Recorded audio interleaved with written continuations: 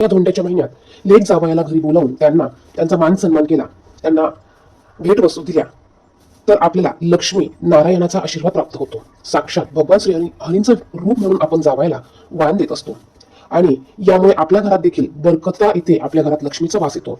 यासाठी आपण लेक जावयाला घरी बोलून आपल्या यथाशक्तीने, आपल्याकडं जशी पद्धत असेल किंवा आपली जशी ऐपत असेल त्या पद्धतीने आपण त्यांचा मान सन्मान हा करायचा आहे. आपल्या हिंदू धर्मामध्ये पूर्वीच्या काळापासून अधिक महिन्यामध्ये जावयाला सोन्याच्या किंवा चांदीच्या वस्तू दान देण्याची पद्धत आहे. बघा, पूर्वीच्या काळी सोन्याची वस्तू किंवा चांदीची वस्तू जावयाला दान दिली जायची किंवा अंगठी घातली जायची, परंतु सध्याच्या काळात सोनं घेणं हे प्रत्येकाला परवडणारं नाही. सोनं चांदी इतकं महाग झालं आहे की आपल्या आर्थिक परिस्थितीमुळे किंवा आपल्या आर्थिक नाजूक परिस्थितीमुळे आपल्याला ते घेणं किंवा त्या वस्तू घेणं शक्य होत नाही.